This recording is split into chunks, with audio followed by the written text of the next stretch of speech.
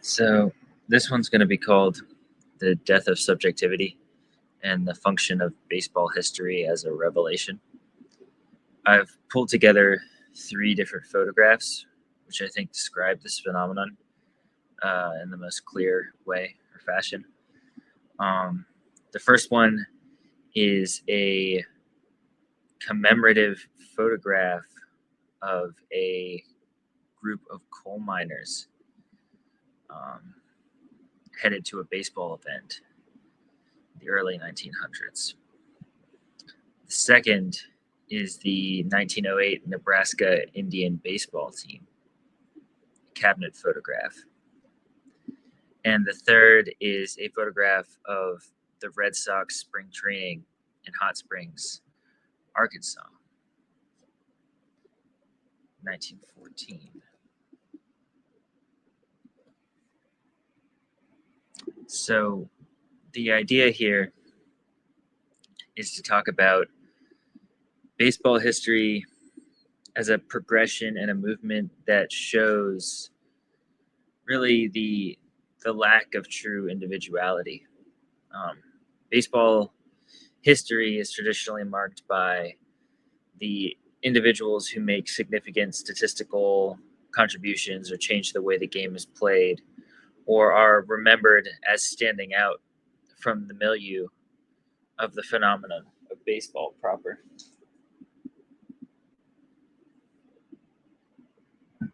But the way that I see baseball history,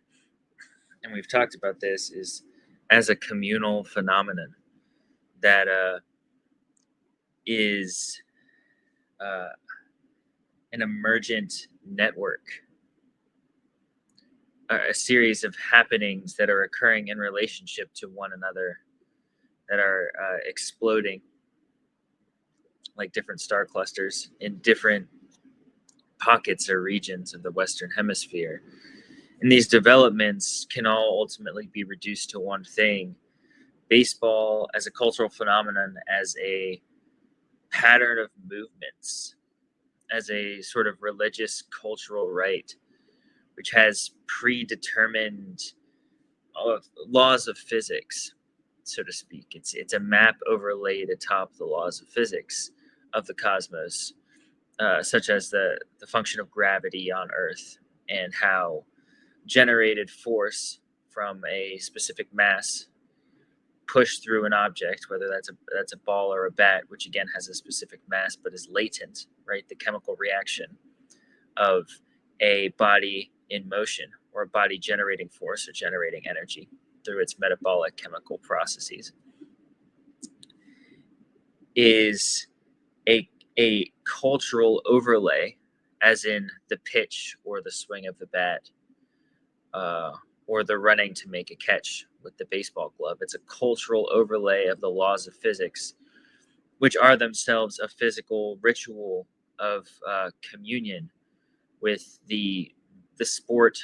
of the universal, so to speak, in terms of thermodynamics and the fusion of the metabolic principle with the larger stellar nuclear fusionary process, thermodynamics, the production of energy and heat, which is the creation of space-time,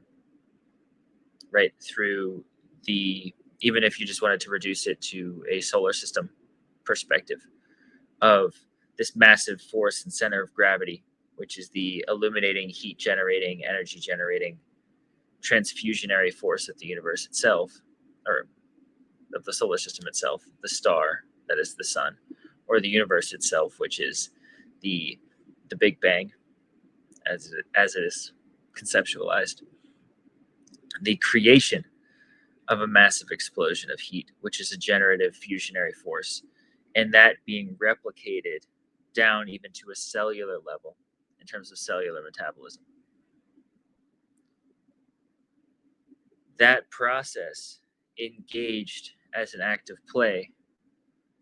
again, in terms of the human being or the human body as a metabolic engine,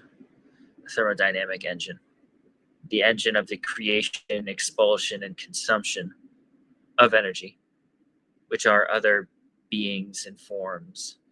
in the cosmos, which again are all reducible back to that basic nuclear thermodynamic principle of stellar fusion. Baseball itself being the sport of being at play with those principles and with that principle in such a way that it is a higher art form, particularly in its non-violence, its non-combativeness, and the strategy. Baseball being a sort of physical chess or an athletic chess, in the sense that it's a theatrical, removed from contact, removed from bloodshed. It's removed from that primal realm of consumption and production and reproduction into a higher aestheticized form of play, which you can call high art, which again I would call modernity, and I would call an engagement with the full aesthetic potentials of creation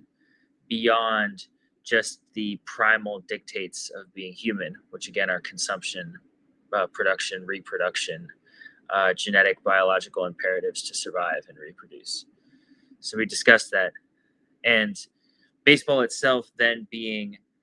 as we discussed it in a historical and political sense, being a force through which community is created across national borders, across race, across ethnicity, across religious perspectives, even in the face of violent colonial imperatives, particularly in Spanish Cuba, and then the United States in relation to Cuba, and the creation of the Negro Leagues in relation to segregation, slavery, Jim Crow era laws and cultural behaviors and norms which dehumanized Black people in the United States of America, as well as the indigenous Native American population, which we discussed with the Cherokee Seminary team. And we will also discuss here later on with the Nebraska Indian team. So we're talking about a historical and political force, which is already a way of liberation by way of organizing community from the grassroots, from the underground, through barnstorming, through international desegregated leagues, across even linguistic borders, nonetheless cultural and national borders. We're talking about a sporting or athletic technology, which is a high art of play, elevated above and beyond the primal, visceral, genetic and biological imperatives of being human. Not only at that level is it transfunctional on a higher plane, transcendental in terms of engaging the creationary laws of physics and the cosmological principles of thermodynamics and thermonuclear fusion, transfusion of energy down through different star forms, star clusters, so to speak, as a fractal principle active in the universe and a nesting doll effect from star to organism to cell, so on and so forth. It's the same impregnatory principle across scales that's active because you're dealing with the same fundamental thermonuclear transfusionary energetic force across all scales. This is a human creation of a sporting technology, athletic technology, which engages the body, engages the thermonuclear metabolic principle of the body, is a way and form of processing that metabolic energy, right, in terms of the creation and production of force through sport, again, through athleticism, through movement in space-time by an energetic body, an organism. It's active on that level, as well as being active on the historical, political level of a revolutionary culture, which, as we discussed in Cuba, as we discussed in America with the Negro Leagues, is a radical transformation of existing cultural stultified norms, which are segregational, which are discriminatory, which are violent. Again, right? So it's healing those historical and political wounds through the creation of this productive culture of high aesthetic art as it relates to athletics. But it's also a direct connection with these divine metaphysical principles of the universe in such a way that they are no longer chained or enslaved to the traditional biological genetic codes and imperatives which have dictated human species level behavior for millions and millions of years, as well as life on Earth as a pattern of consumption, predation, and excretion of energy, right? Even just in terms of like scat, right? Effectively. So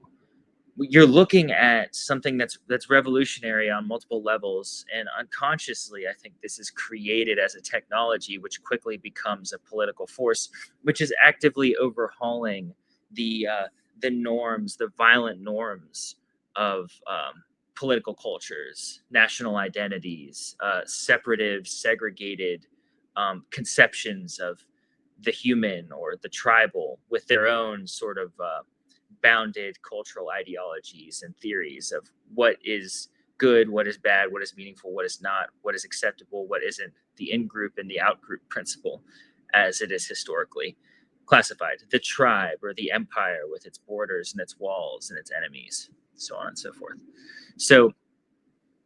the creation of that technology is really it's a legacy in and of itself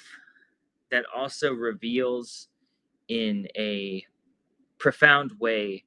the lack of true subjectivity in terms of the energy and the thermodynamic forces which pass through it, which are the legacies that uphold the culture of baseball itself. And these are legacies that, again, are active across time, across national borders and bounds, across physical locations. So the history of baseball is a massive energetic force of transformation. It's a transformation generator and processor of human life in various different microcosmic ecosystems. 1865 Cuba, mid 1900s Japan,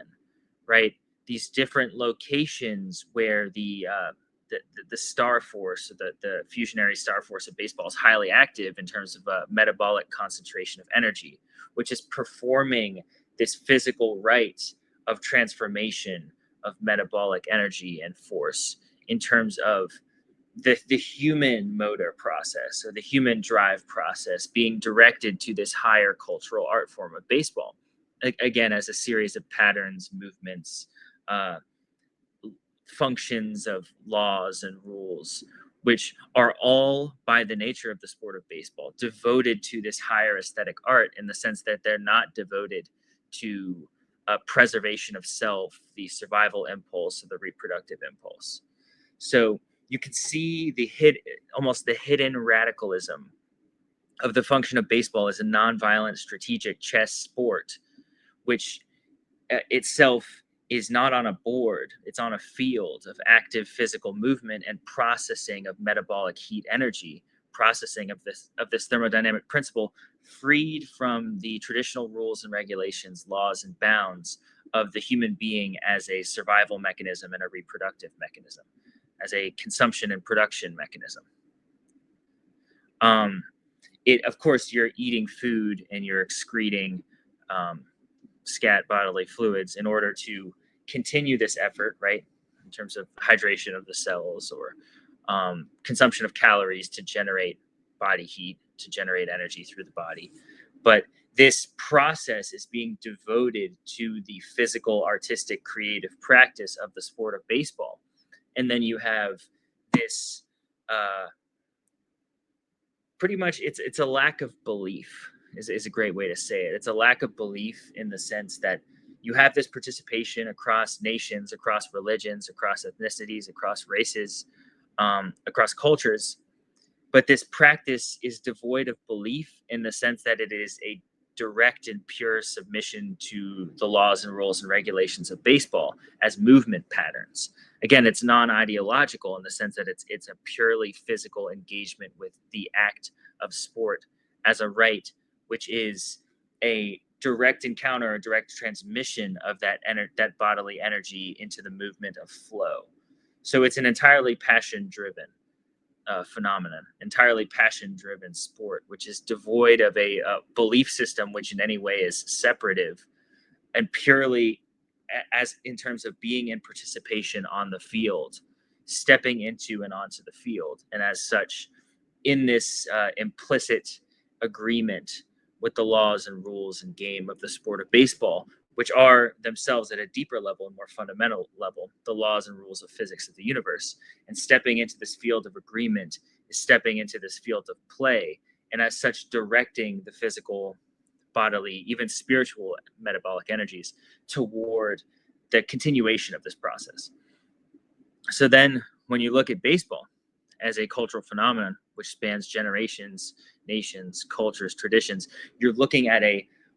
multinational, global, across borders, across bounds of cultures and ethnic identities, metabolic technology and process, which is a high art that is purely physical and purely participatory in the life of the body, in such a way that there is a production of movement, which is somewhat aesthetic in the sense that it's performative in terms of performing a function, but it is a movement for movement's sake. It's not to produce a specific note, as in music, or to produce a specific gesture, as in a brushstroke, to create a specific aesthetic outcome. It is the pursuit of movement for movement's sake, which in itself is the athletic pursuit of excellence, which is a sort of accumulation of the endless drive, which is the physical body in motion. And to perpetuate that, which archetypally is this Sisyphus task of perpetual movement and perpetual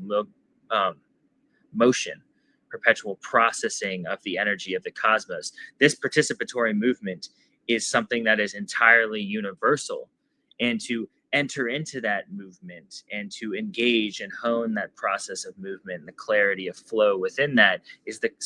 secret sacred right of baseball that is crossing all of these borders and bounds. So when you have, again, something like this Peabody Coal Company annual baseball event, or the Nebraska Indians team photograph, or this 1914 spring training photograph in Hot Springs, Arkansas, you can see these different contexts. All of these are actually occurring around the same time within a decade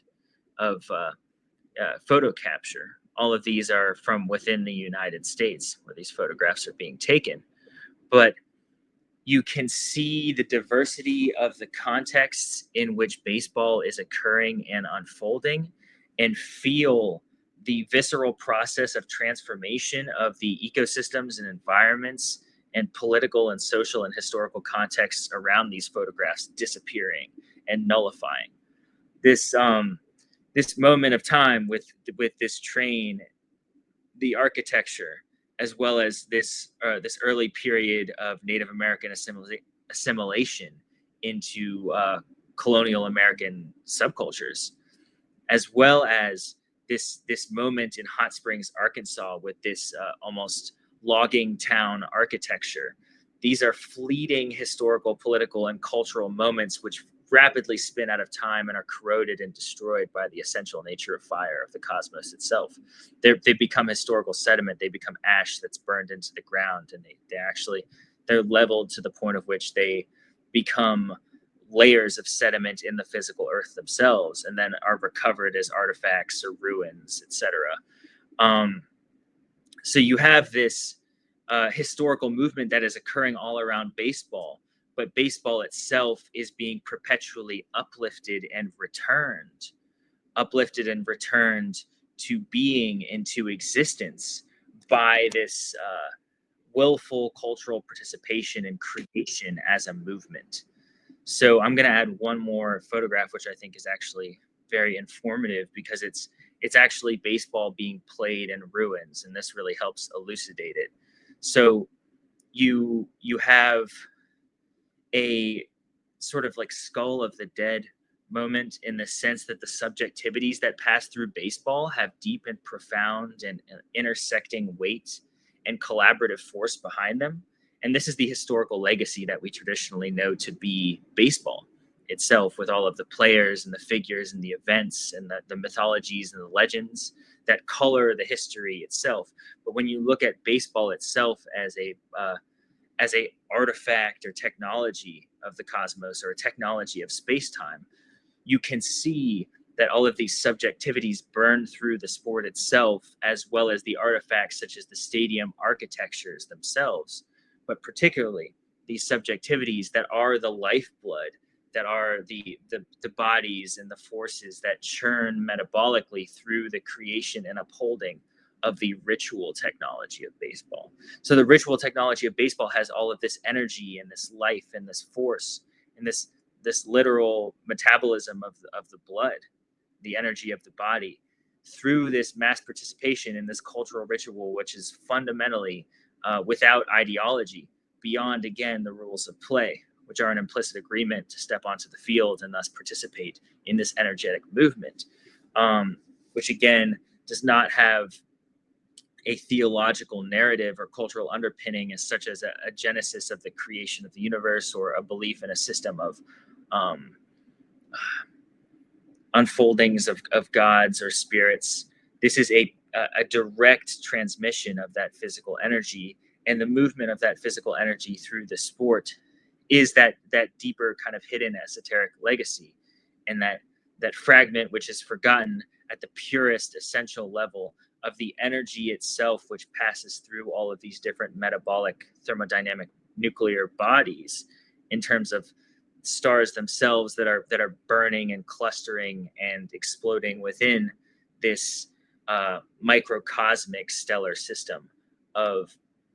those who participate in the athletic sport of baseball across time and across space as a mass cultural movement of the creation and production and movement and generation of force and energy, which is radically nonviolent in the sense that it's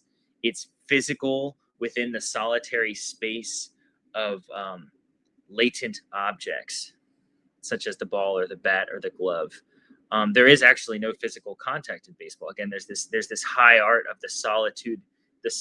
and the solitary pursuit of excellence through the pure athletic production of force and energy and heat within the body, which never really encounters an equal and opposite force. It's a deeply metaphysical, abstract pursuit of the drive function present in the individual, which is the production and creation of heat and energy and force through the body, through the metabolism, toward this solitary metaphysical phenomenon of the pitching a baseball or swinging a bat, which itself has no real purpose. Again, this is the high art and the high metaphysical art, the aesthetics behind baseball, has no real purpose beyond the arbitrarily created and defined rules and laws, which are the technology of baseball themselves, that are not actually dedicated to anything that is primary to being human in a biological or genetic way, but rather to redirect those energies toward this pursuit of the cultural artifact and technology of baseball. And that itself being the primary revolution of the sport. But furthermore, to have that pregnant or latent within the construct of baseball anticipates the radical revolutionary political function of baseball in Cuba and the United States with the Negro Leagues, just by the nature of the reality of the essence of the way that baseball functions metaphysically, cosmologically, and thermodynamically. So that's what I got. Thanks for watching.